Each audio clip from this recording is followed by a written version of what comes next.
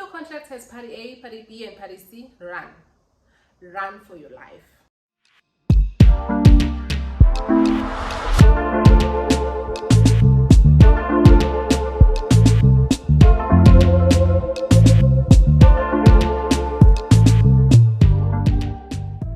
Hi besties, welcome and welcome back to the channel. If you're joining me for the first time, hi, welcome. My name is Z.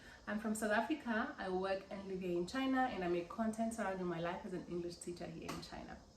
So I am back with my sit down videos, and that is because a few months ago the Chinese government announced that it is now possible for teachers who are outside of the country to come back to their workplaces, which means that it's possible now for teachers who are looking for their first jobs here in China to fly in. So because of that, I thought let me just sit down and make a video for you guys.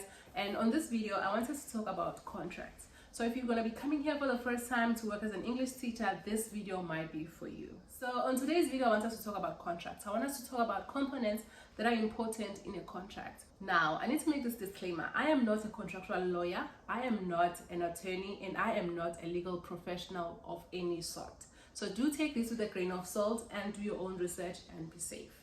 Now let's get to the video. We have heard too many horror stories whereby the schools are holding its teachers hostage, where they either do not want to give them their release documents, their last salaries, or they're just simply telling them that no, you can't leave before the end of the contract. So with this video, I hope we can look at the components of the contract in order to understand when can we leave, when can we not leave, what can we claim within the life of our contract with the school, and what are the implications if we decide to leave within the contract. Now I do have some notes here that I'm going to be going through with you so that it's easy and we don't leave things out. Now the most important thing to do is to read and understand your contract, because most of the times we do not understand what is in the contract. We don't know what we can do and what we cannot do during the contract period. And most of the times the school will take advantage of us because they know we do not understand the terms. We do not understand what we can do and what we cannot do during the contract. And they'll take advantage of us. They'll make us do things that we are not supposed to be doing, or make us work longer hours than we should. So it is very important for you to read and understand your contract and speak up. Speak up. Yeah, that is my very first tip to you. You can even get another person to proofread with you, someone you trust, obviously, you know, whatever. But do get someone else to help you read the contract if you feel that you're not. The first component will be the parties to the contract. Party A will be the school, party B will be you, and if your contract says party A, party B, and party C, run for your life, because that means that you are being employed by the employment agency, which means that the school will pay the employment agency and the employment agency will pay you, and which means that your working permit, like your visa, will be attached to the employment agency. It's not a good thing. Just make sure that you sign directly with the school, and your work permit or your work visas will be linked to the school. Other important things under that part will be like the name of the school. Sometimes schools will have two different names, a Chinese name and an English name. It doesn't matter, but yeah, make sure that it has its name there, the address. Sometimes it also has the telephone number, but not all the time, because some schools are not as professional as others. It will also have the job title of the job that you're being employed for. The second component will be the working hours. So under here you'll find the days when you're working, like whether you're working from Monday to Friday, which is normally for kindergartens or primary schools and stuff, or you're working from Wednesday to Sunday, which is for training centers. So with this, you need to also pay attention to the hours. If you're working for a training center, you'll also get like you have working hours are divided into like office hours and actual teaching hours. And if you're working for a kindergarten, it will tell you whether you start at 8 until 4:30 or whatever time you work. And sometimes it will also include the rest periods, like at 12, between 12 and 2 you are resting, like kids are sleeping and so you are also resting. They will probably tell you that. Some schools will also tell you that between this time and this time you're resting, and between this time and this time you're prepping your work for the following week, or just work prep. God.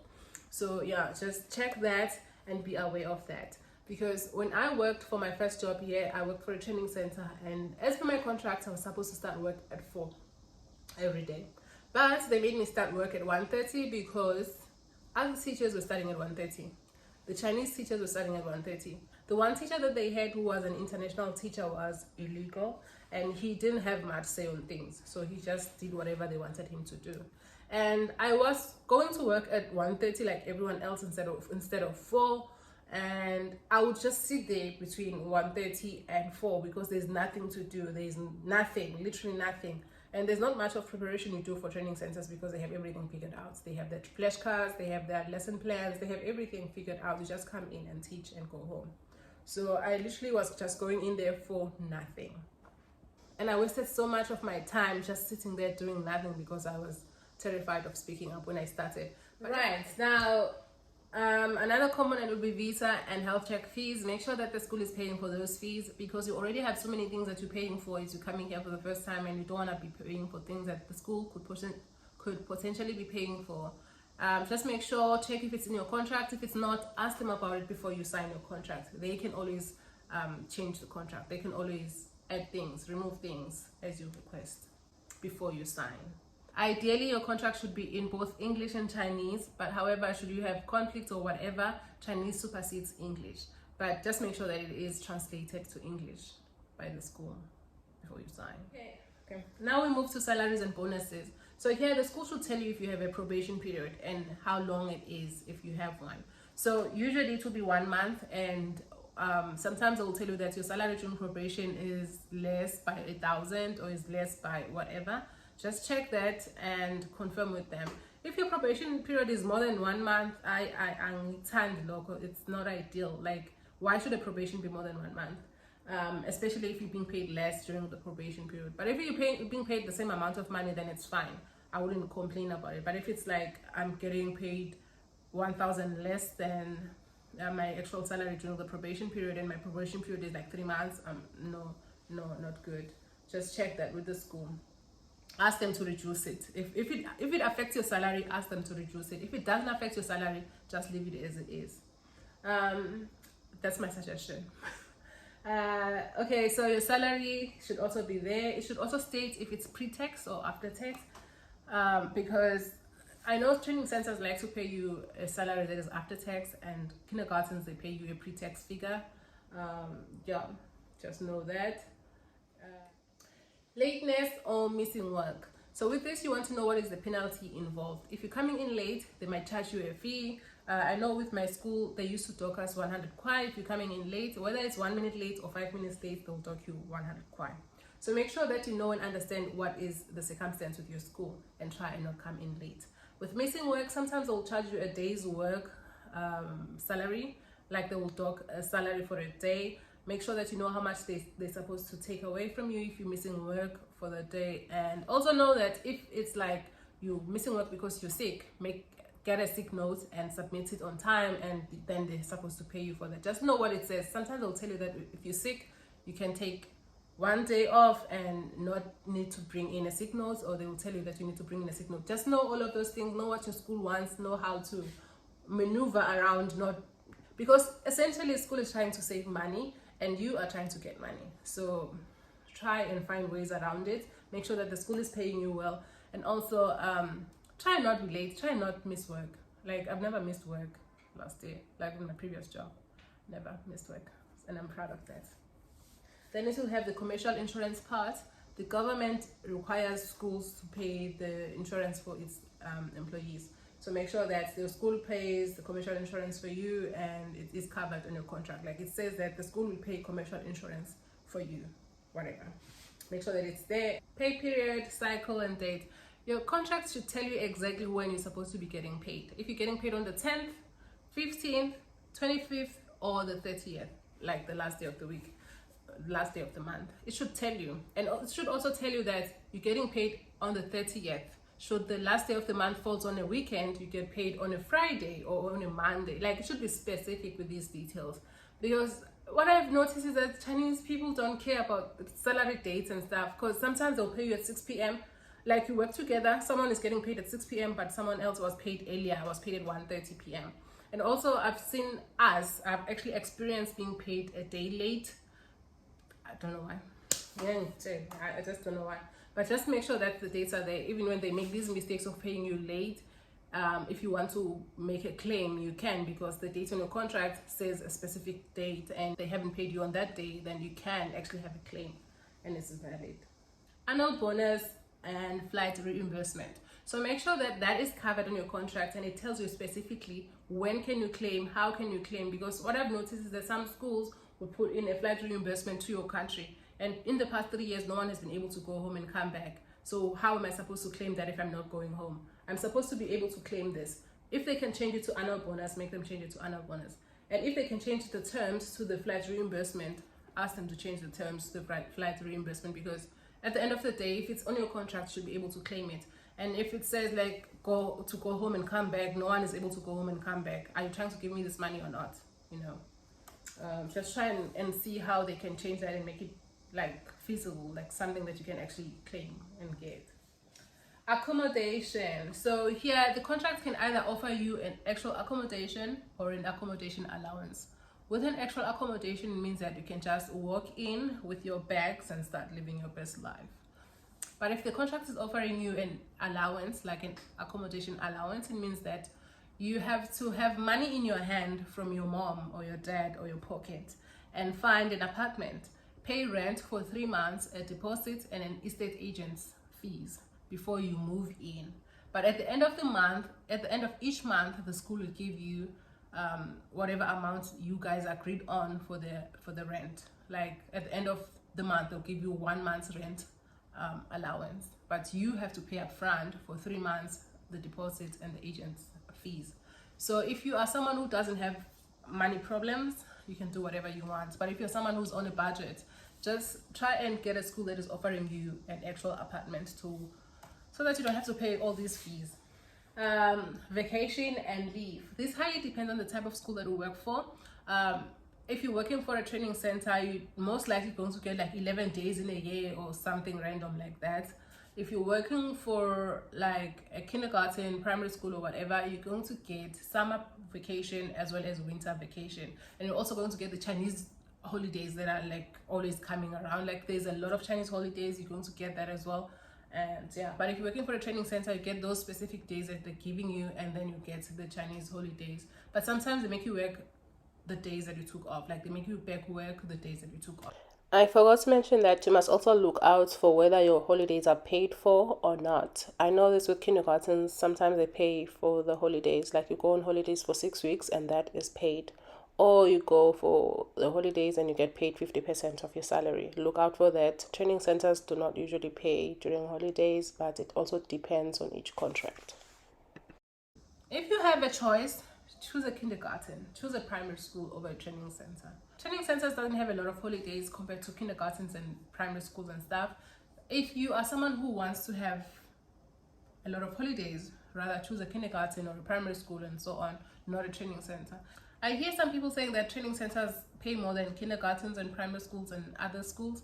I cannot attest to that because the school that I worked for, the training center that I worked for, paid me 14,000, which is not a lot of money. And this was my first year here in China, so there's that. But when I moved to a kindergarten, I started getting more salary than that. So I don't know, I guess it just depends on the situation. Also under vacation, make sure that your school is offering you a Christmas day off, because Christmas Day you should not be working, you should be enjoying Christmas. But honestly, some training centers actually offer you a Christmas day off, because I remember my first school, the training center gave me a Christmas day off, the kindergarten gave us a Christmas day off, the previous kindergarten was giving us a Christmas day off. Just make sure that you get a day off for the Christmas. Some schools actually give you a week off during the Christmas period. So yeah, just find out what the situation is with that. Sick leave and doctor certificate. Find out if you need to provide a sick note if you took 1 day off or only if you took more than a day off. My previous school, Suja Foreign Language School, needed you to provide a sick note if you took 1 day sick note. But the school that I worked for before that, only 2 days and above, then you can provide a sick note. But if it's just 1 day, you need to notify them and be like, hey, I'm sick, I cannot come in today, whatever. You don't need to provide a sick note and it's paid. If you don't provide a sick note for when you're supposed to provide a sick note, they're going to dock your salary. Find out how much they're docking. Should tell you. The contractor should tell you. Read that and be aware how much they should dock you. Personal days. Oh, I loved this with the school I worked for in Wuxi, the kindergarten in Wuxi. We had 5 personal sick days. So basically it means that you can take a day off when you're not feeling well or when you just need some time off, personal time off, and it's paid for. However, you needed to give a notice, like a 2 weeks in advance notice, just to say that, hey, I'll take 1 day or 2 days off of my personal leave days in 2 weeks time on these specific dates, whatever. Yeah, which is great. I remember I took some time off when I can't remember if it was when my mom passed or my dad. I can't remember, but I remember I took those days. I took some of the days off during that time. So yeah, it's a good thing to have personal days off. Unpaid leave, just know how much you're being docked if you take a day off on your unpaid leave. What I've noticed that some schools will try and dock you more than you make a day, which doesn't make sense. Like if I'm being paid 1,000 a day and I'm off for 1 day, it should not be more than 1,000 that I get paid a day. Just make sure that you know how much is being docked if you're taking 1 day off and it's unpaid. Dismissal and voluntary resignation. So here you just need to know, when can the school dismiss you? When can the school let you go of your duties? Like under what circumstances? And what are the implications? Like what are the steps that they need to take? How many days do they need to give you before they release you? And so that you know, when they try to release you for the wrong reasons, you can fight it. So you just need to know that. And you also need to know, when can you resign? What are the implications if you resign before time? How much notice do you need to give the school? Sometimes you need to give them a 30-day notice. Sometimes you need to give them 2 months notice. Just know how long the notice needs to be and try and abide by that, just to avoid problems. Like there's a lot of problems that the schools can give you, but try and see if you can avoid some of the problems just to make your life easy. And if you decide to terminate your contract immediately, just know that there's a high probability that they're not going to pay you your previous salary.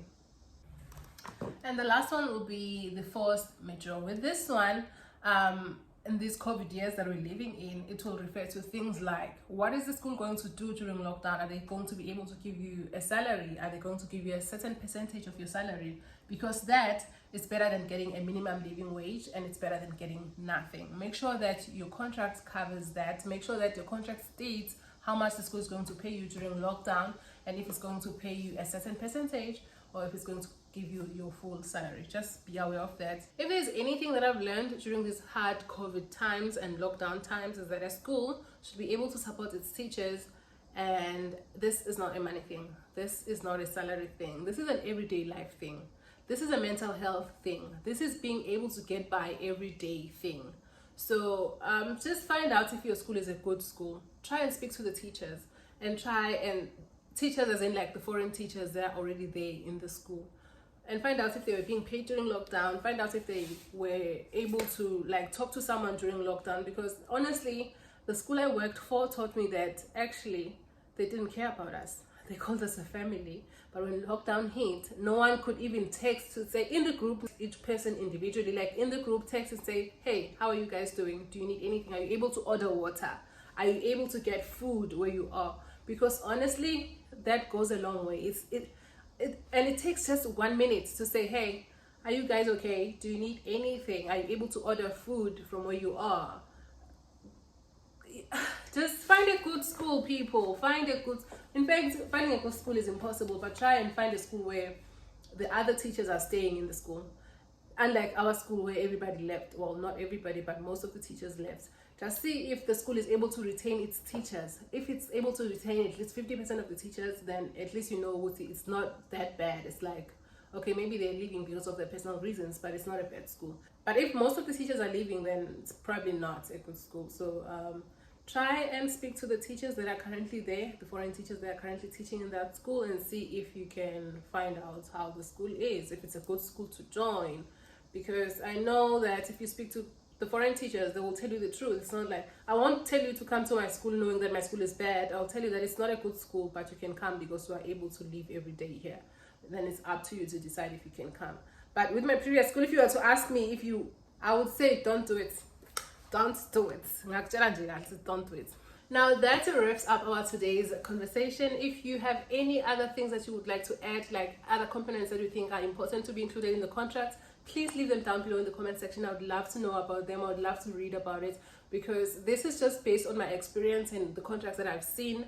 I know people have different experiences and have seen different things, so I would love to read about your important components that you just look out for when you receive a contract. I know salary is one of them because obviously we're here to make money, but apart from that, what else do you look out for in a contract? Hit me down below. Thank you so much for watching. I'll see you guys on the next video. Bye.